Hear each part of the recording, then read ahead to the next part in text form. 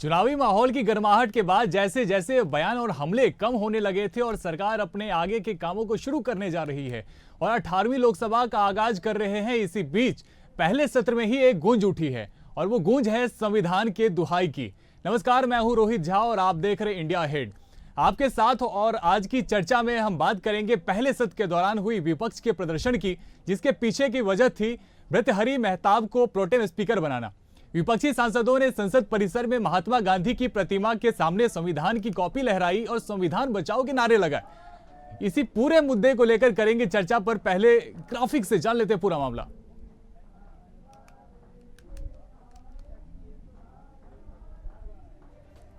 देखिए क्या होता है प्रोटेम स्पीकर। प्रोटेम स्पीकर शब्द प्रो टेम्पोर से आया है। प्रोटेम स्पीकर अस्थायी स्पीकर होता है।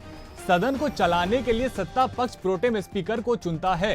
प्रोटेम स्पीकर का काम फ्लोर टेस्ट भी करवाना होता है। संविधान में प्रोटेम स्पीकर की नियुक्ति काम कुछ स्पष्ट नहीं है।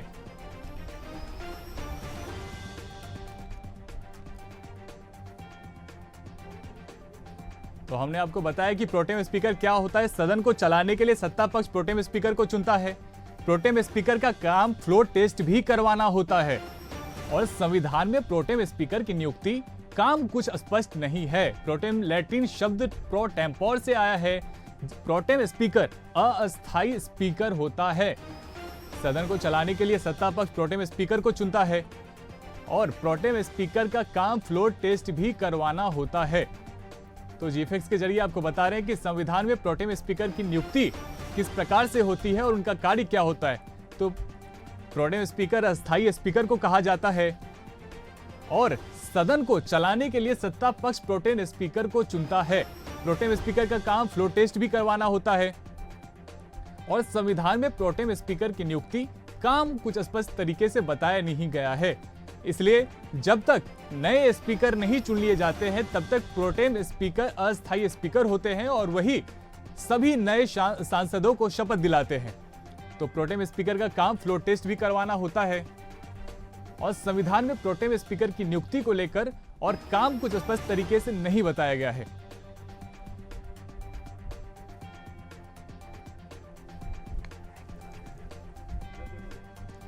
तो आपको बता रहे किस प्रकार से प्रोटेम स्पीकर को लेकर बहुत ज्यादा जानकारी नहीं है। संविधान में इस चीज की बहुत ज्यादा जानकारी दी नहीं गई है, लेकिन प्रोटेम स्पीकर तब तक कार्य करते हैं जब तक नए स्पीकर को चुन नहीं लिया जाता है। तो ग्राफिक्स के जरिए आपको सिलसिलेवार तरीके से बता रहे थे, समझा रहे थे कि प्रोटेम स्पीकर और उनका काम क्या होता है, उनका काम, और ये बताया कि इसको लेकर संविधान में नियुक्ति को लेकर बहुत ज्यादा कुछ स्पष्ट नहीं है। 18वीं लोकसभा के पहले सत्र में जो कुछ भी हुआ पहले वो अब आपको सुनाते हैं। लेकिन मोदी जी संविधान को तोड़ने की कोशिश किए, इसीलिए आज सभी पार्टी के नेता लोग एक होकर ये जो प्रोटेस्ट कर रहे हैं और यहाँ पर जो गांधी स्टैचू थी और वहीं पर हम प्रोटेस्ट कर रहे हैं। नेहरू बाबा साहब अम्बेडकर की वहाँ थी और गांधी जी की यहाँ थी, यानी हर नॉर्म्स को, डेमोक्रेटिक नॉर्म्स को तोड़ रहे हैं।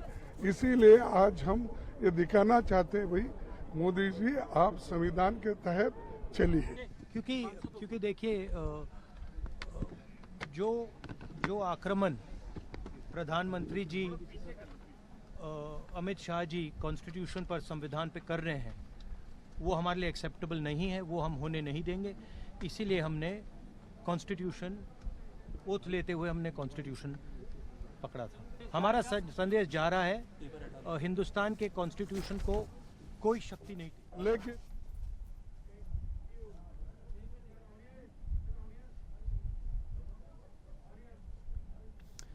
तो आपको बता रहे किस प्रकार से प्रोटेम स्पीकर को लेकर, जब प्रोटेम स्पीकर का चुनाव हुआ इसके बाद से ही इसको लेकर विपक्ष पूरी तरह से हमलावर नजर आ रहा है। इस पे करेंगे चर्चा। चर्चा में हमारे साथ स्टूडियो में जुड़े हुए हैं अखिल सिद्दीकी जी। अखिल जी, इस पूरे चर्चा को लेकर हम करेंगे। जिस प्रकार से सत्तारूढ़ पार्टी लगातार कह रही है कि उन्होंने 7 बार के विजेता, 7 बार से जो चुनाव जीत कर आए हैं उनको उन्होंने स्पीकर बनाया, लेकिन विपक्ष ये कह रही है कि 8 बार के सांसद के सुरेश को आपने नहीं बनाया और इसको लेकर वो कह रहे हैं कि आप संविधान के खिलाफ जाके चुनाव कर रहे हैं। निश्चित हो, देखिए विपक्ष एक एक पहलू पर बात करेगी, मुद्दे को उठाएगी। निश्चित तौर पे देखिए होता क्या है कि अभी तक विपक्ष की जो संख्या थी वो कम थी, अब संख्या ज़्यादा हो गई है, विपक्ष मजबूत हो गया है, इसलिए ये निश्चित तौर पे विपक्ष एक एक मुद्दे को लेकर भुनाने की अब कोशिश करेगी। संविधान बचाने को लेकर जिस तरह उन्होंने बात रखी चुनाव में, उसका फायदा उनको जरूर मिला। आज जिस तरह देखिए सोनिया गांधी हो, राहुल गांधी हो, अखिलेश यादव हो, विपक्ष जिस तरह पूरी जो संसद में लोग पहुंचे, एक एक लोगों ने हाथ में संविधान को लेकर खड़े रहे, अंदर तक गए। निश्चित तौर पे जिस तरह प्रदर्शन उन लोगों ने किया कि संविधान को बचाने के लिए हम पूरी ताकत लगाएंगे। अब इस पे सत्ता पक्ष ये सफाई जरूर देनी चाहिए कि आखिर विपक्ष जो आरोप लगा रहा है वो कहां तक सत्य है। मैं मान लेता हूं कि चलिए वो उन्होंने फील्ड पे इस बात को लेकर उन्होंने सफाई नहीं दे पाई, लेकिन अब संसद में उन्होंने सरकार बना ली है भारतीय जनता पार्टी ने तीसरी बार, तो अब इस बात का पहले उसकी तस्वीर साफ कर दें कि विपक्ष जो मुद्दा उठा रहा है वो सही है या गलत है। संविधान अगर हमारी ज्यादा सीटें आएंगी तो हम संविधान में क्या बदलाव करना चाह रहे थे, किस वजह से करना चाह रहे थे या करना ही नहीं चाह रहे थे, और गलत दुष्प्रचार किया गया, तो ये पहला एक मुद्दा होगा कि उसकी सफाई देनी चाहिए मुझे लगता है। उसके बाद निश्चित तौर पे जिस तरह एक एक विपक्ष के बयान को लेकर आ रहा है, चाहे वो प्रोटेम स्पीकर को लेकर आ रहा है, ये सही बात है कि जो बहुत ज्यादा सीनियरिटी में जाता है, जो 8 बार का सांसद है, 7 बार का होता है, अगर दूसरा विपक्ष के पास जो मुद्दा है वो 6 बार का होता है तो वो नहीं माना जाता। लेकिन ये बात भी सही है, जो सबसे लास्ट यानी सबसे सीनियरिटी में आता है उसे मौका देना चाहिए, जो मौका नहीं दिया, इसी वजह से विपक्ष मुद्दा उठा रही है। बिल्कुल, और मौका क्यों नहीं दिया इसको लेकर करेंगे हम चर्चा। हमारे साथ में बीजेपी के प्रवक्ता संदीप त्यागी जुड़ गए हैं और कांग्रेस के प्रवक्ता केवल ढींगरा जी भी जुड़ चुके हैं। आप दोनों का ही बहुत ही ज्यादा स्वागत है। केवल जी, क्या कारण है कि आज जब सभी सांसद शपथ ले रहे थे, बावजूद इसके विपक्ष का चेहरा उतरा हुआ था? देखिए, ये सवाल ये है कि कॉन्स्टिट्यूशन बचाने का भी सवाल है, और जो शरारत हो रही है, जो जिस तरीके से आप सीनियरिटी को भंग कर रहे हैं, सीनियरिटी को चेंज कर रहे हैं और अपनी पिक एंड चूज से अपने आदमियों के अपने तरीके से काम करना चाहते हैं, तो प्रतिपक्ष का, विपक्ष नहीं कहूंगा मैं, प्रतिपक्ष कहूंगा, प्रतिपक्षी हैं हम, और प्रतिपक्ष का ये काम है कि उस मुद्दे को उठाना और उस मुद्दे की बात रखना। जहां तक संविधान चेंज करने की बात है, तो ये अनंत हेगड़े जी जो बीजेपी के एमपी हैं, उन्होंने आवाज उठाई है कि 400 पार करो तो हम इसको संविधान को बदल देंगे। तो आज भी हमें ये शक शुबा है कि ये सरकार बनाई है इन्होंने जोड़ मेल से, लेकिन ये संविधान तो फिर भी बदलना चाहते हैं क्योंकि ये बीजेपी का एजेंडा है। आपकी संख्या तो ज्यादा है, फिर कैसे बदलेंगे? यही तो, इसी बात की तो शक शुबा है कि ये क्या करना चाहते हैं। ये जो अभी सीनियरिटी को चैलेंज कर रहे हैं, जो सीनियर पर्सन है उसको क्यों नहीं प्रोटेम स्पीकर बनाया? चलिए बीजेपी से इसका जवाब ले लेते हैं। संदीप जी, क्या कारण है, क्यों नहीं सीनियरिटी के हिसाब से आपने के सुरेश को बना दिया प्रोटेम स्पीकर? सर, सीनियरिटी 7 बार और 8 बार से नहीं होती, सीनियरिटी संसद की अनुभव के आधार पर भी होती है। जो पार्लियामेंट में कितनी चर्चाओं में आपने हिस्सा लिया है, कितने क्वेश्चन आवर में आप वहां पार्लियामेंट में मौजूद रहे हैं, उस पर भी डिपेंड करता है कि आप कितने सीनियर या जूनियर हैं। पार्लियामेंट 8 बार चुन के चले जाए, उसे सीनियरिटी जूनियरिटी नहीं होती। माननीय राहुल गांधी जी 3 बार 4 बार के सांसद हैं, लेकिन वो कह ही नहीं सकता कि वो 3 बार 4 बार, क्योंकि उनके अंदर सीनियरिटी नहीं है, ना उनके अंदर मैच्योरिटी है। तो लोग कार्यकर्ता के अंदर, नेता के अंदर मैच्योरिटी होना आवश्यक है। तो प्रोटेम स्पीकर वही बन सकता है जिसके अंदर मैच्योरिटी होगी। तो मेहताब के अंदर मैच्योरिटी नजर आती है, इसलिए उनको हमने प्रोटेम स्पीकर बनाया है। ये तो आप कुछ नया ही बता रहे हैं। अब तक तो यही होता आया था कि जो ज्यादा बार के सांसद होंगे उनको प्रोटेम स्पीकर बनाया जाएगा। तो आप मेजोरिटी के हिसाब से कह रहे हैं, होना चाहिए ना, उसको राजनीतिक अनुभव भी होना चाहिए, पार्लियामेंट्री अनुभव भी होना चाहिए। तो 7 बार का जो सांसद है वो बिना राजनीतिक एक्सपीरियंस में हिस्सा लिया है, ये बड़ा विषय होता है। सारी चीजों को देखा जाता है, अनुभव, सब चीज से अनुभव लिया जाता है। संदीप भाई, ये बताइए, अगर 8 बार का कोई सांसद है तो उसको अनुभव नहीं है? 8 बार वो संसद गया है। मैंने अनुभव नहीं है, ये नहीं कहा। मैंने कहा आप पार्लियामेंट्री हिस्सों में, पार्लियामेंट्री वर्किंग में कितना हिस्सा लेते हैं, कितने सवाल जवाब में आप हिस्सा लेते हैं, कितना सवाल आप करते हैं पार्लियामेंट में, कितने क्वेश्चन आवर में आप वहां रहते हैं, इस पर डिपेंड करता है। केवल जी बताइए, केवल जी आप बताइए, इनको बताइए क्या उन्होंने ली? आप मेरे को बताएं कि उसने कितने सवाल किए थे, इसने कितने सवाल किए थे, ये कौन सा आधार बना अरे रहे हैं? भाई साहब केवल जी क्या बताएंगे, केवल जी क्या बताएंगे? इनके सांसद तो पिछली 2 बार की सरकारों में सदन चल रहा होता और थाईलैंड सर ऐसे मत कीजिए ना संदीप जी, केवल जी को जवाब देने दीजिए ना प्लीज, ऐसे मत केवल जी कीजिए, को उन्हें सुन जवाब लेते देने हैं। मैं ये पूछ रहा हूँ इनसे, इन्होंने कौन से सवालों के आधार पे बनाया? बता देना, यहाँ पे जनता जानना चाहती है को कितने सवाल उनके थे, कितने इनके थे। आपने किस आधार पे बनाया वो बताइए ना, कौन से सवाल है? कभी आप राहुल गांधी जी का नाम लेते हैं, कभी किसी का लेते हैं। क्या विपक्ष को या प्रतिपक्ष है जो उसके साथ विवाद करना ही आपका काम है? आपको देता बैठिए आमने सामने नहीं, बैठते हैं, आपको दोनों भाई विवाद बताते करना हैं ही काम है क्या? कितना पार्लियामेंट्री हिस्से में कितना हिस्सा लिया मेहताब जी ने, आप मेहताब जी बताइए ना ने। कितना लिया? अरे तो ये बताइए डिबेट कितना का लिया? पार्ट डिबेट का नहीं है ये। संदीप जी आपको कम से कम बड़ा दिल दिखाना था ना। संदीप जी आपको बड़ा दिल दिखाना था, स्पीकर आपकी ही पार्टी से चुना जाना है तो आप प्रोटेम स्पीकर का पद दे देते के सुरेश को, क्या हो जाता? आपने क्यों नहीं दिया? अरे सर अनुभव भी तो होना आवश्यक है ना। अरे कैसे बिना अनुभव नहीं है? अनुभव फिर के 7 बार कैसे के दे सांसद देंगे? कैसे बने? वो 8 बार के सांसद हैं, अरे आपके 7 इनकी बार के सरकारें सांसद होती थी भाई एक्सपीरियंस साहब, है, मैं उनको आपको नहीं है बता दूं, अनुभव। इनकी सरकारें होती थी, विदेश में ये लोग जाते थे तो भारत को बताते कि भारत गरीबों का देश है, भारत मछुआरों का देश है, भारत सपेरों का देश है। तो पार्लियामेंट के अंदर ये लोग ऐसी बातें करते हैं, विदेशों में जाके ये बातें करते हैं, तो इससे डिपेंड नहीं करता। इन लोगों को अनुभव नहीं है, पार्लियामेंट्री अनुभव होना बहुत जरूरी है। अरे संदीप जी अगर अनुभव नहीं है तो इतनी सीटों लेकर विपक्ष कैसे पहुंच गई? कुछ ना तो बदलाव हुआ ना। आप अभी जमाने में आइए ना। परिवर्तन प्रकृति का नियम है, इसमें कोई बात नहीं है। परिवर्तन प्रकृति का नियम है और आज भी देश ने आदरणीय नरेंद्र भाई मोदी को अपना नेता माना है।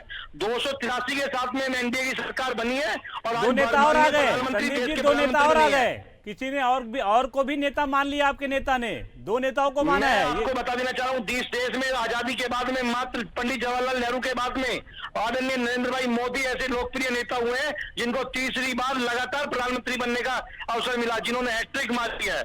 अरे किसी के सहयोग से भी मिला, इसमें भी तो एक्सेप्ट कर लीजिए। अरे तो हम एनडीए की सरकार है, हम पहले भी 2014 में आए थे तब भी एनडीए की सरकार थी, 2019 में आए तब भी एनडीए की सरकार है और आज 24 में सरकार बनी है तो आज भी एनडीए की सरकार है।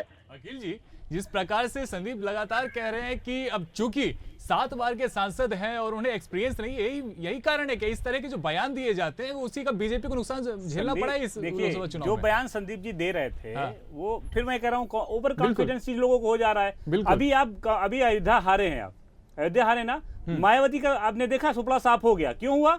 10 सांसद थे उनके, एक नेता बताइए, कोई नेता उनके यहाँ नहीं बचा। कौन? बसपा सुप्रीमो मायावती। आपने सारे नसीमुद्दीन, स्वामी प्रसाद मौर्य, जितने लोग थे उनको पहले आपने निकाल दिया। कहां चली गई आपकी सीटें? वोट बैंक खिसक गया आपका। लेकिन निश्चित तौर पे जिस तरह तीसरी बार आप सांसद में पहुंचे, तीसरी बार आपने सरकार बनाई, बहुत बहुत बधाई। लेकिन निश्चित तौर फिर मैं कह रहा हूं कि आपने ठीक है, आपके नेता बीजेपी के नरेंद्र मोदी के अलावा कोई नहीं है, लेकिन जो सरकार बनी उनको मजबूरन 2 लोगों को नेता मानना पड़ा और ये पहले इंडिया गठबंधन में थे, इन्हीं 2 लोगों ने गठबंधन बनाया था। उसके बाद उनको भरोसा नहीं निकल आए, लेकिन कहीं ना कहीं वो 2 लड़कों ने काम कर गए। अब कहीं ना कहीं इस बात को एक्सेप्ट करो, जमाना बदल रहा है, लोग बदल रहे हैं, समस्याएं बदल रही है, मुद्दा बदल रहा है। अब उस पे आ जाओ ना मेरे भाई। कहीं ना कहीं अगर विपक्ष ये बात कह रहा है तो आपके पार्टी का, बिल्कुल आपको बना देना चाहिए था, बाद में फिर चेंज कर दे। अगर अनुभव नहीं था तो अनुभव की बात नहीं करे। अगर कोई 8 बार गया है संसद में, रिस्पेक्ट के तौर पे, रिस्पेक्ट के तौर पे ही कोई तो आपको 3 बार भी बनाना था। संसद में गया है, लेकिन उससे पहले उसके राजनीतिक कैरियर को देखना चाहिए, उस अनुभव को भी साझा करना चाहिए, देखना चाहिए, उसके हिसाब से देना चाहिए। अगर दे देते तो मुद्दा कहीं ना कहीं मुद्दा खत्म हो जाता। मैं मानता हूं हो सकता है उनका नजरिया अलग हो, सत्ता पक्ष का नजरिया अलग हो, संसद का नजरिया अलग हो कि इस पे उससे बेहतर ये है, ठीक है, वो अब आप प्रदर्शन करेंगे, अपनी बात रखेंगे, कैसे उनको चलाना है, वो भी एक अनुभव देखा जाएगा। उसका भी एक बार अगर नहीं होता तो उसका भी मुद्दा बनेगा। लेकिन कहीं ना कहीं बदलाव हुआ है, देश अगर आगे भी जा रहा है तो लोग आगे जा रहे हैं, तो सोच भी आगे जा रही है, इसलिए सभी को उस तरह सोच में आगे बढ़ना चाहिए। बिल्कुल। केवल जी आपकी तरफ से, आपकी पार्टी की तरफ से एक और आरोप लगाया गया है। जयराम रमेश कह रहे थे कि चूंकि जो के सुरेश हैं वो उससे आते हैं, निचली जाति से आते हैं, इस वजह से उनको स्पीकर नहीं बनाया गया, प्रोटेम स्पीकर नहीं बनाया गया। जी बिल्कुल, देखिए ये जो पार्टी है ये किसी का सम्मान नहीं करती, चाहे वो पिछड़ा है चाहे कोई है, किसी का भी सम्मान नहीं करती। यही तो बात हम बार बार कहते हैं कि ये लोग केवल ही सम्मान तो कर लिया उन्होंने, आपके 2 नेताओं का सम्मान कर लिया, तब सरकार बना ले गए। आप कह रहे सम्मान नहीं कर रही है। सुनिए ना, ये जो हम संविधान बदलने की बात कह रहे हैं, ये क्यों बदलना चाहते हैं? क्योंकि जितना आरक्षण जो पिछड़ी जातियों को मिला हुआ है उसको खत्म करना चाह रहे हैं। संदीप जी आप खत्म करना चाह रहे हैं, संविधान बदलना बताइए चाहते हैं। संदीप जी आप खत्म करना चाह रहे हैं? ये लोग पिछड़ी जातियों का सम्मान नहीं करते। इन्हीं के कांग्रेस के नेता राष्ट्रपति पर क्या टिप्पणी करते हैं, क्योंकि वे आदिवासी समाज से आती हैं इसलिए उन पर टिप्पणी करते हैं। इनको पसंद नहीं है कोई छोटी जाति का व्यक्ति इस देश का प्रतिनिधित्व करे, इस देश के बड़े और सर्वोच्च पद पर बैठे, इनको ये स्वीकार नहीं है। और दूसरी बात ये जो ओबीसी की बात करते हैं, इन्होंने उपराष्ट्रपति जी का कितना सम्मान किया ये पूरा देश जानता है। किसान के बेटे का उपराष्ट्रपति का ओम प्रकाश धनखड़ जी का कितना सम्मान किया ये पूरा देश जानता है। ठीक है, तो ओबीसी का सम्मान कौन करता है कौन नहीं करता है पूरा देश जानता है। और मैं आपकी जानकारी के लिए बता देना चाहता हूं कि देश के लोकप्रिय प्रधानमंत्री आदरणीय नरेंद्र भाई मोदी ओबीसी जाति से आते हैं, तो कितना सम्मान देश करता है नहीं करता है सब लोग जानते हैं। और हम लोग कितना ओबीसी का सम्मान करते हैं पूरा देश जानता है। चलिए केवल जी ये बता दीजिए, ठीक है, ये बता दीजिए आगे विपक्ष की क्या रणनीति होगी? क्या संविधान को लेकर ही संसद में बने रहेंगे? आप तो चुनाव जीत के आप आगे विपक्ष में मजबूत हो गए हैं, अब आगे बता दीजिए किन मुद्दों को लेकर आप संसद में उठाएंगे? क्या विकास कार्यों को लेकर उठाएंगे, घोटाले को लेकर उठाएंगे, या ईडी सीबीआई ही चलती रहेगी? देखिए, सबसे बहुत सारे मुद्दे हैं, सभी मुद्दों पे सरकार को घेरने का काम करेंगे। आप देखिए सारे देश के अंदर पेपर लीक हो रहे हैं, ये पेपर लीक सरकार बनी हुई है। आप ये देखिए कि आज की डेट में चाहे वो कर्मचारी हो, चाहे किसान हो, चाहे कोई भी युवा हो, सभी लोग बेरोजगार हैं, सभी की हालत खराब कर रखी है। किसान की स्वामीनाथन की रिपोर्ट C2 फार्मूला मिलना था, 2014 में मोदी का वायदा था, आज 2024 हो गया, अभी तक वायदा पूरा नहीं हुआ। अभी जो धोखा दे रहे हैं वो किसान को भी दे रहे हैं, कर्मचारियों को भी दे रहे हैं। अग्नि किसानों के हित में उन्होंने फैसला कर दिया, साइन कर दिया मोदी जी ने। देखिए, अभी तक किसान का कोई मुद्दे की बात अभी फाइनल नहीं हुई है। जो साइन किए हैं वो C2 फार्मूला देने के लिए नहीं है, कॉस्ट प्लस डबल, जो स्वामीनाथन की रिपोर्ट मोदी जी का वायदा था कि मैं जैसे ही सत्ता में आऊंगा, 2014 में किया था कि फिर पूरा कर दूंगा, उसके बाद चलिए एक एक वो भी कर देंगे, नहीं करेंगे तो विपक्ष में आप मजबूत हैं। संदीप जी मैं ये जानना चाहता हूँ, कन्याकुमारी, कश्मीर से लेकर कन्याकुमारी तक जिनको आप पप्पू कहते थे, वो अब संसद में बैठ गए फिर से, और 2 लड़कों ने कमाल कर दिया, वो भी यूपी में। क्या देखते हैं, कैसे क्या कहना चाहेंगे? आप पप्पू मानेंगे या नेता मानेंगे? सर, झूठ और फरेब की राजनीति इन लोगों ने करी है। जिस तरीके से इन लोगों ने बताया है कि देश के अंदर संविधान बदलने की बात करी है, वो मां भारती के लाल, देश के लोकप्रिय नेता, विश्व के लोकप्रिय नेता आदरणीय नरेंद्र भाई मोदी जिस समय संसद में जाते हैं, पार्लियामेंट में प्रधानमंत्री पद की शपथ के लिए जाते हैं, तो वो संविधान की पूजा करते हैं, संविधान की कसम खाते हैं। और ये लोग संविधान को इस तरीके से हिला रहे हैं कि ये तरीका हिलाने से लोकतंत्र का अपमान ये लोग कर रहे हैं। अरे तो आपने अपनी बात क्यों नहीं रखी? जब ये विपक्ष मुद्दा उठा रहा था तो आपने सफाई क्यों नहीं दी? आप अपने बात को सही ढंग से क्यों नहीं रखा कि विपक्ष गलत बोल रहा है, हम कुछ नहीं करेंगे? आपके सांसद अयोध्या से बयान देके उनका वीडियो वायरल हो गया, आप अयोध्या हार गए यही बयान को लेकर, ये मुद्दा मिल गया विपक्ष को, बड़े बैठे बैठाए दोनों। मैं आपको भी जानकारी दे दूं कि देश के अंदर अयोध्या नाम की कोई भी संसदीय सीट नहीं है।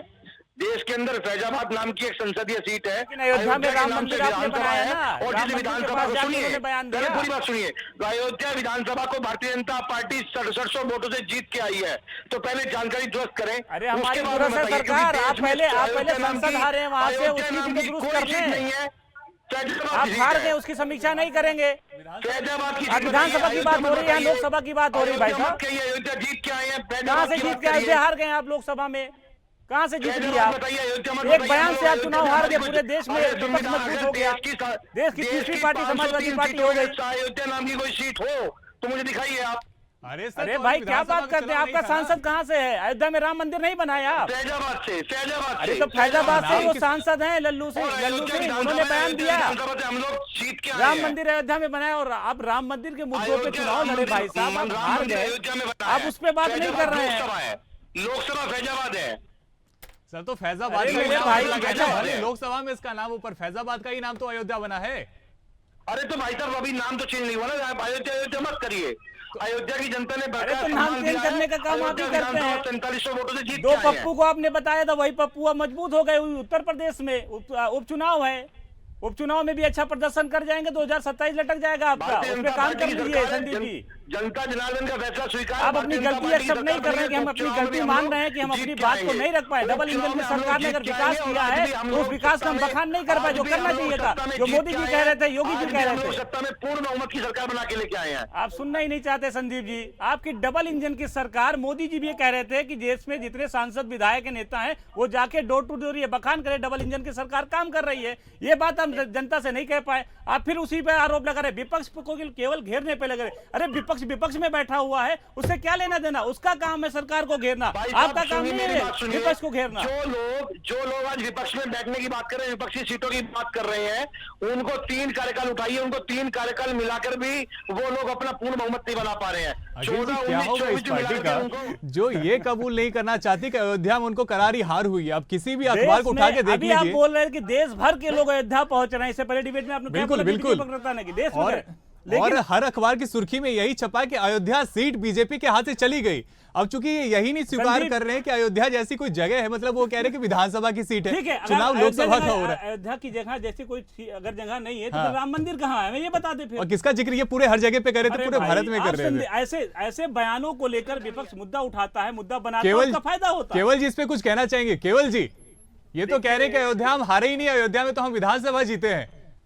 देखिए, अयोध्या अगर फैजाबाद है तो वो हारे, उसके बाद चित्रकूट हारे, उसके बाद रामटेक हारे, उसके बाद नासिक हारे, राधे श्याम हारे, खाटू श्याम जी हारे, सालासर हारे, रानी सती हारे, मेहंदी बालाजी हारे, कौन सी सीट नहीं हारे? अरे ये छोड़ दीजिए, गुजरात में कांग्रेस ने खाता खोल लिया, 7 कैबिनेट मिनिस्टर उत्तर प्रदेश से हार गए, 2 राज्य मंत्री उत्तर प्रदेश से हार गए, बड़े मंत्रियों ने हार हो गया। स्मृति ईरानी को एक कांग्रेस के पीआरओ ने हरा दिया। ये कम शर्मनाक बात है। राहुल गांधी ने नहीं हराया, एक पीआरओ, राहुल गांधी सोनिया गांधी का पीआरओ ने हरा दिया। आप उत्तर प्रदेश में उपचुनाव की तैयारी करिए, वो भी मजबूत। जिस तरह आपस में किला है ना, उसको खत्म करिए। इस बयान को देने से पहले सोचिए। हाँ, हम अपनी अगर गलती को मानते हैं, बड़े बुजुर्ग भी कह गए, अपनी गलती को एक्सेप्ट करना चाहिए और अपनी जो गलतियां हुई हैं उसकी समीक्षा करनी चाहिए कि हम और बेहतर क्या कर सकते हैं। उसमें कहीं ना कहीं आपका रिजल्ट बढ़िया आएगा, अच्छा आएगा। अगर आप उपचुनाव ऐसे जीत जाएंगे, गलतियों को एक्सेप्ट करके कहीं ना कहीं आपस की मतभेद को खत्म कर देंगे, या बयान अगर गलत जा रहा था, मैं केवल इतना ही कहना चाह रहा हूं, जो मोदी जी कह रहे थे, जो योगी जी कह रहे थे कि डबल इंजन की सरकार ने बहुत विकास किया है, उसे डोर टू डोर ले जाइए। मैं गारंटी देता हूं कि उपचुनाव में आपका बेहतर रिजल्ट होगा, 2027 आसान हो जाएगा। वरना मैं ये भी दावा करता हूं कि उपचुनाव आप हार जाएंगे, विपक्ष को ऐसे बयान देंगे तो मजबूती से उसको एक मुद्दा मिलेगा और 2027 आपके लिए मुश्किल हो जाएगी। शायद से संदीप जी यहां से चले गए हैं। केवल जी, आपने कहा कि यदि भागने का काम क्यों कर गए संदीप जी? आज भी तो प्रदेश में योगी जी की सरकार है। अरे आज कौन से पप्पू की सरकार आ गई उत्तर प्रदेश में? आज भी तो योगी जी की सरकार है। अरे वो पप्पू नेता बन गया भाई, फिर आप पप्पू बोले, अभी कह रहे पप्पू हम मान लेते हैं। आपके नेता मान रहे हैं कि कश्मीर से कन्याकुमारी वो पैदल चल के उत्तर प्रदेश की तस्वीर बदल दी है 2 लड़कों ने। आज उस 2 लड़कों के देश भर में चर्चा है। आप इसको एक्सेप्ट क्यों नहीं कहते हैं? आप उत्तर प्रदेश आ रहे हैं, देश की गद्दी उत्तर प्रदेश से बनती है। झूठ और फरेब की राजनीति करने वाले, संविधान की दुहाई, जो संविधान को बदलने की दुहाई। अरे सर, फिर आप वही बात कर रहे हैं, संविधान का मुद्दा आया कहां से? आप इसी अखिल जी ने जो आपसे कहा था, इसकी शुरुआत ही उन्होंने इस बात से की थी कि संविधान का मुद्दा आया कहां से? आपकी पार्टी ने तो उठाया था सर। किसने कहा था कि संविधान में बदलाव किया जाएगा? आप ही की पार्टी के नेता ने उठाया मुद्दे को। क्यों सफाई आपके बड़े नेताओं ने नहीं दी? किस मुद्दे पे क्यों नहीं विपक्ष को घेरा? के बदलाव की बात अब पप्पू करते गए, घेरते रहे। हमने संविधान की कोई बदलाव बात नहीं करी है। अरे तो ये बात जनता के बीच में क्यों नहीं रखा गया? क्यों नहीं रखे आपके नेता, आपके मंत्री, आपके विधायक क्यों नहीं रखे इस बात को सही से? क्यों आपके डबल इंजन की सरकार के विकास को कारकों के नहीं गिनाया गया? केवल पप्पू के पीछे पड़े रहे, चाचा भतीजे के पीछे पड़े रहे, इसमें आप हार गए। जनता के बीच में काम कर रहा है। अरे मेरे संदीप, मेरे भाई, इसको मानेंगे ना? आप अपनी गलती को थोड़ा मानिए। तो मानने में क्या चला जा रहा है? आप चिंता करिए अपनी पार्टी की कि क्या। सर, ये कोई नेता नहीं है, पार्टी है मेरे भाई, चैनल हेड है, ये राजनीतिक विश्लेषक के तौर पे यहाँ पे जुड़े हुए हैं। क्या हुआ हिमाचल में, क्या हुआ अरुणाचल में, क्या हुआ उड़ीसा में? आपसे ये सवाल अखिल सिद्दीकी जी कर रहे हैं, केवल ढींगरा जी नहीं कर रहे। संदीप जी जी, मैं अकील सिद्दीकी हूं, मैं चैनल हेड हूं। पहले ये जान लीजिए, मेरी कोई पार्टी वार्टी नहीं है। मैं आपको आपकी तस्वीर दिखा रहा हूं। आपको आपकी गलती अगर है तो मैं बता रहा हूं, अगर उसे मान लेता, अगर मेरी गलती है तो मैं मानूंगा, इससे मैं छोटा नहीं हो जाऊंगा, मैं अनुभवी हो जाऊंगा कि हाँ मैंने अगर गलती को दुरुस्त कर लिया तो मेरी सफलता बहुत तेजी से जाएगी। और एक कहावत ये भी जान लीजिए कि अपनी बात को अगर सही समय पर, सुन लीजिए संदीप जी मेरी बात सुन लीजिए, संदीप जी मेरी बात सुन लीजिए, अगर चुनाव में ये गलती होती, अगर कोई दूसरा छोटा नेता हो, बड़ा नेता हो, बयान देता है, उससे नुकसान हो सकता है, तो ये कहा जाता है कि आपने कहा हमारी सुनी नहीं विपक्ष ने, हमारी जनता ने नहीं सुनी।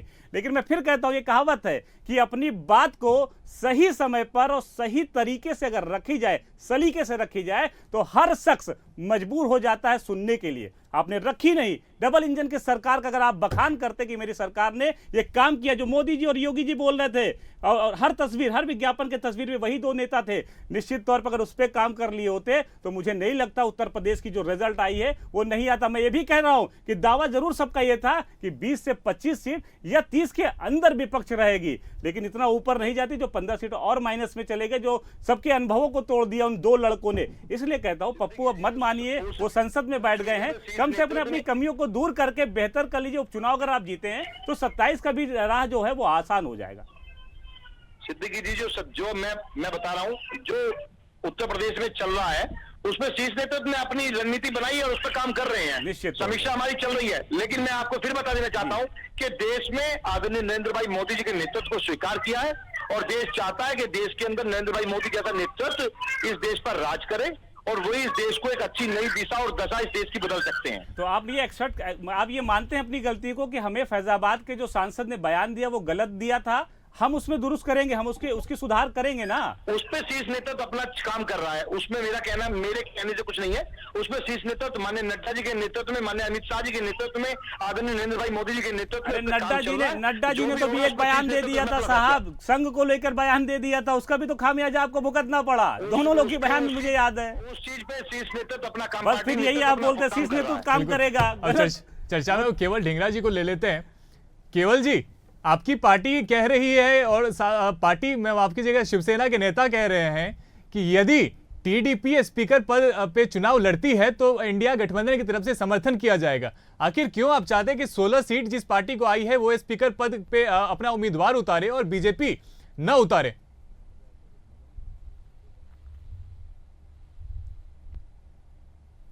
केवल जी हमारे साथ में जुड़े हुए जी।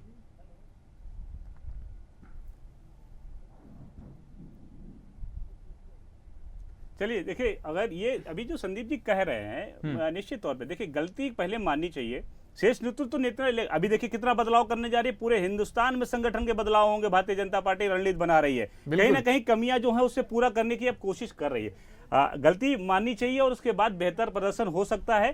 संदीप जी ने भी अपनी बात कही कि हाँ ठीक है, हमारे बस की नहीं, हमारे शेष नेतृत्व करेंगे, हमारे बड़े जो सीनियर हैं वो करेंगे, संगठन के लोग करेंगे निश्चित तौर पे। लेकिन कहीं ना कहीं ये मानना पड़ेगा कि ये पप्पू अब नेता बन गए हैं, 2 लड़के वहां बैठेंगे, विपक्ष की संख्या ज्यादा हो गई है। अभी मुझे लगता है कि वहां पर जो संविधान को लेकर अभी भी मुद्दा बनाया गया है, जो आज बनाया गया है, उसको लेकर अब संसद में कहीं ना कहीं सफाई देनी चाहिए, ये मुद्दा खत्म हो चुका है। बिल्कुल। केवल जी, मैं आपसे सवाल कर रहा था कि शिवसेना के नेता ने कहा है कि यदि टीडीपी स्पीकर पद पे अपने उम्मीदवार को उतारती है तो इंडिया गठबंधन उसका समर्थन करेगी। 16 सीटें केवल टीडीपी के खाते में आई है, लेकिन 240 सीटें आई है भाजपा के समर्थन में। लेकिन आप कह रहे हैं कि भाजपा स्पीकर पद पे अपना उम्मीदवार को ना उतारे, टीडीपी उतारे और आप उसका समर्थन करेंगे। भाजपा के स्पीकर से आपका एतराज क्यों है? देखिए, सवाल ये है कि जो संविधान को खतरा है और हम चाहते हैं कि भाजपा का अगर कोई भी स्पीकर बनेगा तो जिस तरह से हेगड़े जी ये कह रहे थे कि हम जो है संविधान बदलेंगे, तो मोदी जी तो संविधान बदलना ही चाहते हैं। तो सीधी शब्दों में ये बात है कि केवल जी, आपको फोन आया था क्या मोदी जी का कि वो संविधान बदलने वाले? देखिए, ये इनके बयान है ना, तो बयान बोलो ना। बयान है क्या? एमपी साहब के एक आदमी का बयान नहीं है। तो आपने मोदी जी का नाम लिया और आपके नेता तो सर बयान लेते हैं। यदि आपके नेताओं के बयान गिनाने पे मैं आऊं तो फिर तो सर स्थिति आपके लिए खराब हो जाएगी। नहीं, देखिए, मैं एक बात कहता हूँ, पार्टी की एक आइडियोलॉजी होती है। इनके अगर 5-5 एमपी बयान दे रहे हैं तो वो किसी के कहने पे बयान दे रहे हैं ना। उनकी कितना नेता बड़े नेताओं से मिल पाते हैं, उनके फोन पे बात होते कि उनके कहने पे बयान दे देंगे? बिल्कुल कहने के, देखिए, कोई इंडिविजुअल नहीं दे सकता बयान, कहने पे ही बयान दिया जाता है। संदीप जी, इनका कहना है, केवल जी कह रहे हैं कि आपके मोदी जी की तरफ से कहीं ना कहीं इशारा मिला था, इसलिए जानबूझकर संविधान के खिलाफ में इस तरह से बयानबाजी की जा रही है? इससे तो आपको भी जग जाहिर हो रहा होगा, अल्प ज्ञान का परिचय दे रहे हैं अपने का। इनके यहाँ शायद ऐसा चलता होगा कि इनके लोग इस तरीके की हरकतें करते होंगे। हमारे यहाँ माननीय प्रधानमंत्री जी संविधान की पूजा करते हैं, संविधान बदलने की बात नहीं करते हैं। संविधान बदलने की बात कांग्रेस की पुरानी परंपरा है। 1975 में पूरे देश ने देखा उस काला अध्याय। कल जो है हम लोग उसका काला दिवस मनाने वाले भी हैं। पूरा देश काला दिवस मनाने जा रहा है। 26 जून को जिस प्रकार से पूरे देश में एक काला अध्याय लिखा गया था, पूरी इमरजेंसी देश के अंदर लगाई गई थी, वो पूरा देश जानता है। तो संविधान कहाँ बदला जाता है? संविधान बदलने की बात करने वाले लोग जो आज संविधान की दुहाई दे रहे हैं। तो संदीप भाई, ये बात आपने फिर चुनाव में क्यों नहीं उठाया? इस बात को क्यों नहीं रखा? अरे भाई साहब, कुछ लोग अगर जाने अनजाने में कोई बात कह गए होंगे, इससे कोई मतलब नहीं है। हमारे अरे मतलब से ही तो उनकी वहां पर सीटें आ गई। 283 सांसद भी हमारे आए थे, 300 से प्लस भी हमारे सांसद आए थे। अगर संविधान हम लोगों को बदलना होता तो तब हम संविधान बदल लिए होते। अरे सरकार, तो इस बात को मैं बार बार कह रहा हूँ, इस बात को बहुत सही तरीके से अगर आप रखते तो मुझे लगता है विपक्ष इतना मजबूत नहीं होता। बस उसके पास एक मुद्दा आ गया, और जो वोट बैंक है, जो पिछड़ा वोट बैंक था, वो संविधान को लेकर इंडिया गठबंधन के साथ चला गया। आप खामियाजा भुगत रहे। अखिल, ये संविधान वाला मुद्दा कब तक चलेगा? लोकसभा का मुझे लगता है चुनाव हो गया, खत्म हो गया, हाँ। अब खत्म होना चाहिए। ये खत्म बीजेपी ही कर सकती है। संसद में जिसकी पूर्ण बहुमत में सरकार आई है, इंडिया गठबंधन एनडीए लगा जो लेकर बनाया गया है, वो वही खत्म कर सकती है। अगर नहीं खत्म करेगी तो उपचुनाव में भी वो नुकसान का खामियाजा भुगतेगी, उसके बाद हर जगह जो स्टेट में चुनाव हो उसमें भुगतेगी। लेकिन शपथ ग्रहण समारोह के दौरान जिस प्रकार से हर नेता के हाथ में संविधान की प्रतियां थी, तो इससे तो ये साफ हो गया कि जल्दी ये मुद्दा खत्म होने वाला नहीं है और अगले 5 साल तक सरकार को इस पे विपक्ष घेरने वाली है। निश्चित तौर पे घेरेगी, लेकिन अब देखना ये होगा कि वाकई ये मुद्दा मोदी जी चलना देना चाह रहे हैं कि नहीं चलना देना चाह। अभी उन्होंने कहा संदीप जी ने कि हमारे शीर्ष नेतृत्व हैं, वो नेतृत्व लेंगे, और ये भी बोले केवल जी ने भी बोला कि कहीं ना कहीं उनके बड़े नेताओं के नेतृत्व की वजह से उनके कहने पर ही लोगों ने बयान दिया। तो ठीक है, अगर मुझे मान लेता हूं कि उनके कहने पर अगर बयान दिया, तो उनके कहने पर अगर बयान अब नहीं देंगे तो उनके कहने पर इस मुद्दे को खत्म करना चाहिए। विपक्ष कितना सहयोग करता है। अगर विपक्ष सही, अगर मैं कह रहा हूं बार बार, फिर मैं उसी पे आऊंगा, इसलिए आऊंगा, डबल इंजन सरकार कई राज्यों में है। उस मुद्दे को लेकर क्यों इनके सांसद विधायक मंत्री नहीं गए? विकास कार्य जो इन्होंने किया है, और हुआ है कार्य, मैं स्क्रीन पे कह रहा हूं काम हुआ है, लेकिन ये लोग ने बखान कर ही नहीं पाए। अगर कर लेते बखान तो ये सीटें विपक्ष इतनी मजबूत नहीं होती।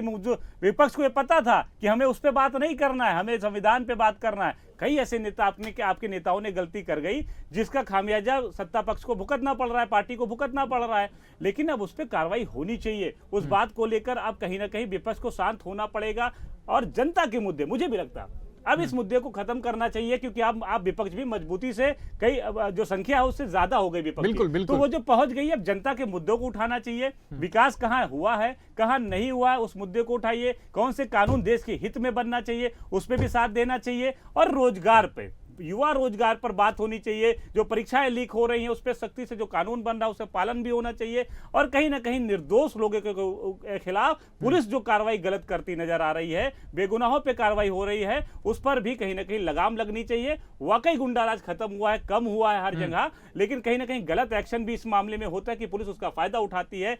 फर्जी मुकदमे होते हैं, वो उस पर कहीं ना कहीं जो पीड़ित है, जो निर्दोष है, उसके खिलाफ हो रहा, वो नहीं होना चाहिए। ठीक है, आखिर सवाल आपसे करते हैं केवल जी, आखिर कब तक आप संविधान को लेके इस प्रकार से एक संदेश देने की कोशिश करें? क्योंकि पूरी दुनिया में जो संदेश जा रहा है वो बिल्कुल भी भारत के लोकतंत्र के लिए अच्छा नहीं है। जब आप बार बार ये कहते हैं कि संविधान खतरे में है, तो पूरी दुनिया ये सवाल उठाती है कि भारत का लोकतंत्र कितना कमजोर है।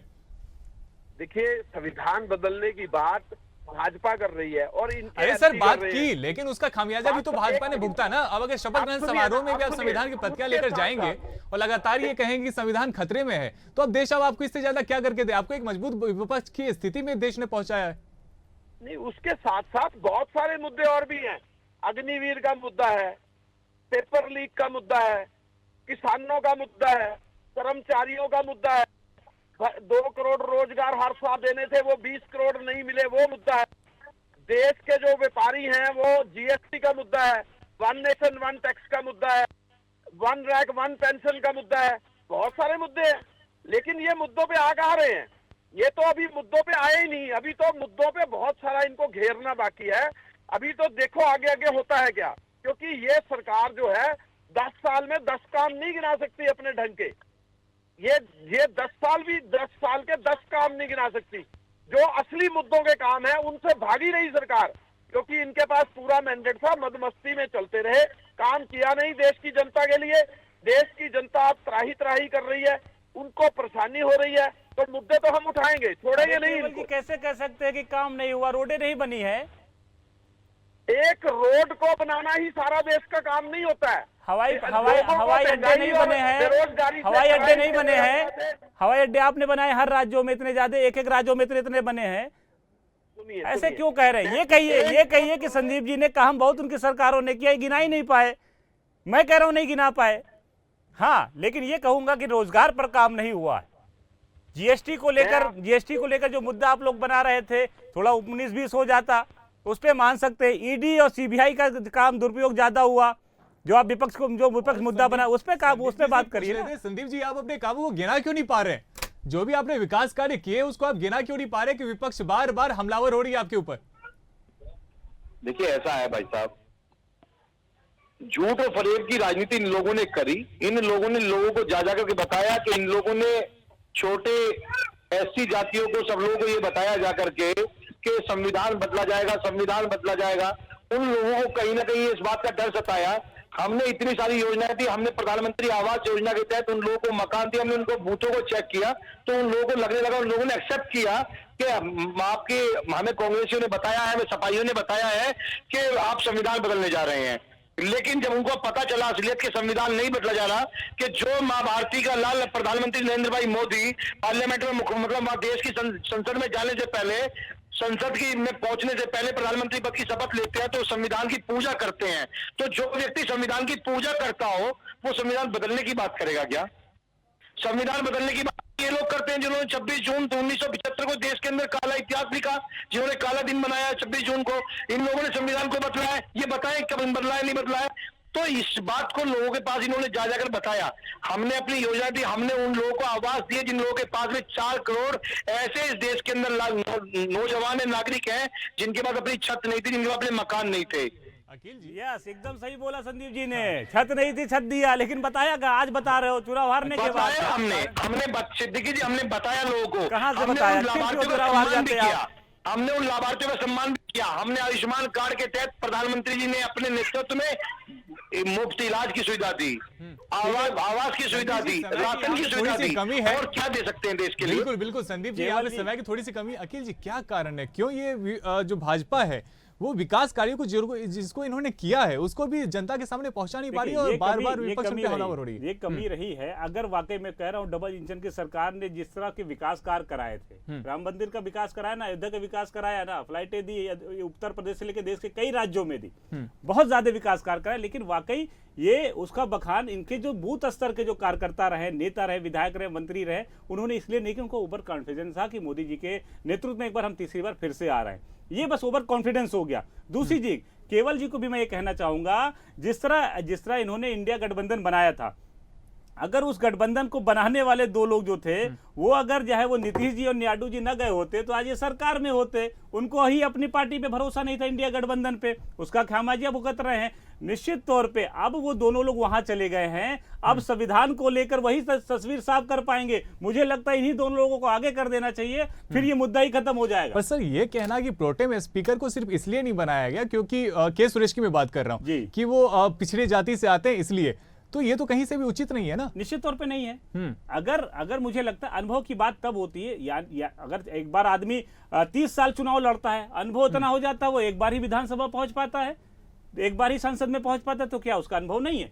होता है अनुभव, राजनीतिक अनुभव होता है, किसी को होता रहे। आप लालू जी का इतिहास उठा के देखिए, मुलायम सिंह यादव का इतिहास उठा के देखिए, ऐसे ऐसे नेता रहे हैं कि पार्टी को ऊपर भी पहुंचा दिए, पार्टी को नीचे भी गिरा दिए हैं। न जाने कितनी लॉबिंग करके देखा जाए तो लॉबिंग करके नेताओं को बदल दी, तस्वीर बदल दी है, न जाने कितने खेमे में लिया है। ब्रिजभूषण सिंह, आप नाम ले लीजिए, भारतीय जनता पार्टी में रहे, अमर सिंह के कहने पर, मुलायम सिंह के कहने पर वो कहने के कांग्रेस को क्रॉस आउट करके उसमें आ गए थे, कांग्रेस के साथ आ गए थे सरकार। लेकिन निश्चित तौर पे बहुत सी ऐसी अनुभव लोग होते हैं, बहुत से हमने देश में बहुत से ऐसे नेताओं को, अनुभवी नेताओं को खो दिया, लेकिन अब जो है उनकी कदर होनी चाहिए, देश के हित में कदर होनी चाहिए और निश्चित तौर पर उस मुद्दों पर बात होनी चाहिए। अब उस मुद्दों पर विपक्ष को भी, मेरा ये कहना है कि विपक्ष को भी अब एक मजबूत विपक्ष हो गई है, तो अब देश के हित में, युवाओं के हित में, रोजगार के हित में, इसके अलावा जो भी सरकार से मिलकर हर चीज में अगर आप आज विरोध प्रदर्शन करेंगे तो संसद कैसे चलेगा, विधानसभा कैसे चलेगा? निश्चित तौर पे ठीक है, आपकी बात है, मैंने फिर कहा कि अपनी बात को सही समय पर, सही जगह पर, सलीके से रखेंगे, हर एक आदमी सुनने को मजबूर हो जाएगा। तो अब सही समय भी है आपके पास, सही जगह भी है अपनी बात रखने को, और सही लोग भी हैं सुनने को। अगर नहीं सुनते हैं तो आपके पास प्लस पॉइंट है, आप उपचुनाव में भी और विधानसभा के चुनाव में जाएंगे तो जनता आपके साथ जिस तरह दी उस तरह देगी। और इसलिए मैं कहता हूं कि बहुत ज्यादा देश के हित में अब बात होनी चाहिए और इस मुद्दे को खत्म करना चाहिए। ठीक है, वो उनकी पार्टी का एक रूपरेखा है, वो उस हिसाब से चलें, लेकिन निश्चित तौर पर उस जनता ने जहां उनको बैठाया उनके मुद्दे को भी उनको उठा के घेरना चाहिए। अखिल जी, फिर कहीं ना कहीं बीजेपी को बड़ा दिखाना चाहिए था। के सुरेश अगर 8 बार के सांसद हैं तो उन्हें बनाना चाहिए था, प्रोटेम स्पीकर बनाना चाहिए था। अगर आप फिर से वही चीजें करेंगे कि हम नहीं सुनेंगे, हम नहीं मानेंगे, हम अपने हिसाब से चलेंगे, तो बीजेपी का नुकसान है, पार्टी का नुकसान है, उसमें सरकार का नुकसान है निश्चित तौर पे। लेकिन मैं फिर कह रहा हूं कि हमसे ज्यादा अनुभवी लोग वहां बैठे हुए हैं, उनको भी लगता है कि हम इस पे नहीं जा सकते, इस पे हमारा नुकसान हो जाएगा, अपने फायदे के लिए सब देखते हैं, तो हो सकता है उसमें कुछ उनका बेनिफिट हो, फायदा हो, लेकिन विपक्ष को तो एक मुद्दा मिल ही गया, देखते हैं कब तक ये मुद्दा चलता है। संदीप जी, आपके तरफ से कोई आखिरी काउंटर आप कहना चाहेंगे? तो मैं तो यही कहना चाहूंगा कि जिस प्रकार से कांग्रेस और विपक्ष, इंडी गठबंधन, घमंडिया गठबंधन के लोग इस संविधान बदलने की बात करते हैं, तो इस बात को ना करें। हमारी भारतीय जनता पार्टी की सरकार, एनडीए की सरकार देश के साथ है, देश की जनता के साथ है। कोई संविधान बदलने की बात हम लोग नहीं कर रहे हैं, ना हमने की, ना हम कर रहे हैं, ना करेंगे। केवल जी, इनकी तरफ से स्पष्ट कर दिया गया है कि संविधान को बदलने की इनकी तरफ से कोई कोशिश नहीं की जाएगी।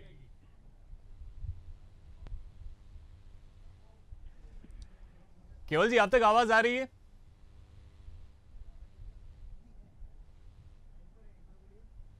केवल जी, आपको आवाज आ रही है? चलिए, लगता है तकनीकी कारणों की वजह से उनसे संपर्क नहीं हो पा रहा है, लेकिन लबोलबाब वही चीजें आ गई। देखिए कि निश्चित तौर पे बड़ा दिल वाकई दिखाना चाहिए था, वो नहीं दिखाया गया। अखिल जी, लेकिन कहीं ना कहीं आज विपक्ष की तरफ से ये साफ कर दिया गया, जिस तरह से विपक्ष हमलावर रहा है और जिस प्रकार से हमने देखा था कि जैसे ही धर्मेंद्र प्रधान शपथ लेने के लिए जाते हैं वहां पे नीट नीट करके, शेम शेम करके नारे लगाने लगते हैं और विपक्ष पूरा हमलावर है, तो इसे भाजपा के लिए जो आगे का 5 साल का जो राह है वो आसान नहीं होने वाला है। नहीं, ऐसा भी नहीं कह सकते कि आसान नहीं होने वाला है। विपक्ष का जो मुद्दा होता है कुछ दिन के लिए होता है, निश्चित तौर पे सरकार भी कोई बहुत ज्यादा कमियां नहीं देने वाली है, न उनको मुद्दा देने वाली है। सरकार को भी पता है कि अब किसी के सहारे सरकार बनी है, अगर मुद्दा बहुत ज्यादा विपक्ष उठाता रहा, वो जेन्युइन हो गया और जनता सड़क पर आ गई या ऐसा कुछ होगा ना, तो कहीं ना कहीं वो जो जिनके 2 नाव जो लग के सरकार बनाई गई वो कहीं ना खिसक जाए, तो इसका भी डर अब बना रहेगा। इसलिए सरकार ऐसा मुद्दा जल्दी देने वाली नहीं, उस पर भी काम करेगी और किससे मुद्दा भी खत्म हो। जिस तरह वो भारतीय जनता पार्टी भी कह रही है हम उस पर काम कर रहे हैं, हमने अपनी गलती को माना, उन्होंने कहा ना हम अपनी गलती को मानेंगे, और गलती मानना कोई छोटा नहीं हो जाता है या अनुभव में कम नहीं हो जाता है। निश्चित तौर पर उसकी राह आसान होती है, अनुभव आसान होते हैं, कहीं ना कहीं एक सफलता मिलती है। तो मुझे लगता है इस दोनों इन मुद्दों पर वो काम करेगी और बेहतर करने की कोशिश करेगी। हालांकि विपक्ष मजबूत है, एक ही चीज पे वो घेरती नजर आएगी, क्योंकि सड़क से वो संसद पहुंची है, इसलिए सड़क से लेकर संसद तक वो मुद्दे उठाती रहेगी। बिल्कुल, अब इसी के साथ में इस चर्चा को यहीं पे विराम देंगे। संदीप जी, आपका हमारे साथ में जुड़ने के लिए बहुत बहुत शुक्रिया। केवल ढींगरा जी, आपका भी हमारे साथ में जुड़ने के लिए बहुत बहुत शुक्रिया। और अखिल सिद्दीकी जी, आपने भी हमें बहुत ही बेबाकी से विश्लेषण करके बताया जिस प्रकार से ये प्रोटेम स्पीकर का पूरा मामला रहा है, तो आपका भी इस पूरी जानकारी के लिए बहुत बहुत शुक्रिया, हमारे साथ में जुड़ने के लिए शुक्रिया। तो प्रोटेम स्पीकर की ये लड़ाई कहां तक पहुंचती है ये आगे चल के साफ होगा। जिस प्रकार से विपक्ष लगातार हमलावर रही है और हाथ में संविधान की प्रतियां लेकर पूरे शपथ ग्रहण के समारोह के दौरान वो हमलावर रही है, इससे ये कहीं ना कहीं स्पष्ट हो जाता है कि एक देश को मजबूत विपक्ष मिल चुका है। तो हमारे साथ में इस चर्चा में इतना ही। देखते रहिए इंडिया हेड।